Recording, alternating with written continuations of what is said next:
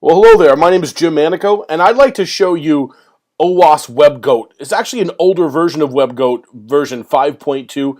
This is a purposely open source and purposely vulnerable web application that we can then try to attack in a variety of different ways. But first I want to show you what an intercepting proxy tool is.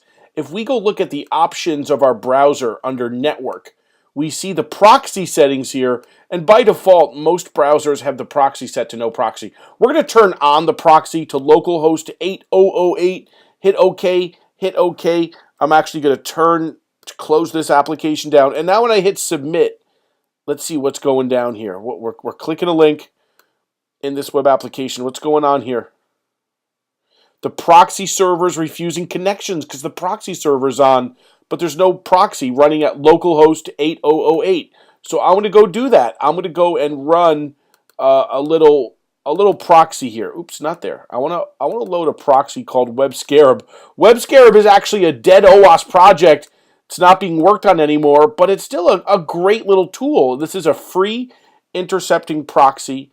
Let's try again, and we see that, oops, this request has been intercepted. I'm going to turn off intercept and hit accept changes.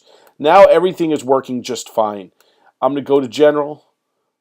And as I keep on clicking here, you see the proxy is recording all these requests. And back here I have the actual server running. And we can see the console of the server running.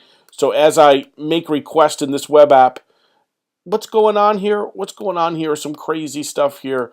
When I make requests, it goes through all two of these servers, the backend server, and it's recorded in the proxy server as well. So we're going to put the server away, and we're going to work on the proxy and the web app here. I'm going to go to General, and I'm going to go to the basics here, and I'm going to type in my name, Jim Manico. Yeah, baby, Jim Manico. Hit OK. And every time I hit OK, it flips the string. That's all it does.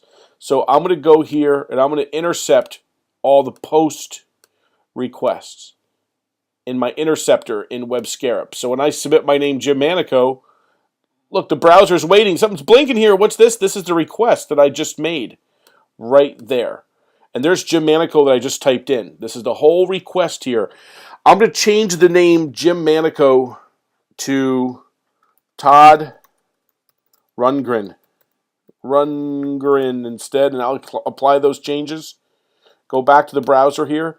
Todd Rundgren backwards is what's going on here. Oop, there's another pop. Let's hit accept those changes. Todd Rundgren is what actually got sent to the backend server. You know what's going on here? What's going on here is that this tool allows me to intercept different web requests coming from my own browser.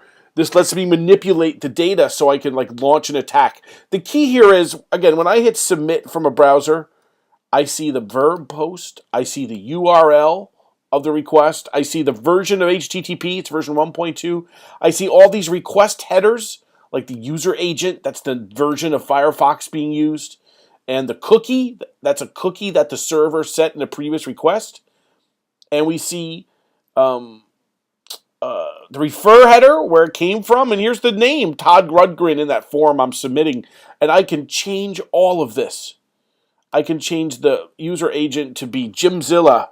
We'll make it Wilson Zilla. Oops. Let's erase that. But we're going to make the user agent Wilson Zilla 1.0. We're going to hit accept those changes. And that's how the request changed to be that. This is beautiful. I want to do one lab, though. We're going to do an injection flaw lab here. We're going to do SQL injection here. So let's look at this lab. This is like enter your last name and you get some credit card data for that user. So I'm going to enter last name Smith, Mr. Smith, and select star from user data table where last name is Smith, user ID, first name, last name, credit card number. Oh my gosh, credit card type.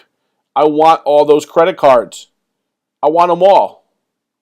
I'm going to do it differently. Let's think differently here. I'm going to go to this numerical SQL injection lab. What this feature is here is, and I'm going to turn off interception so we can build some drama here.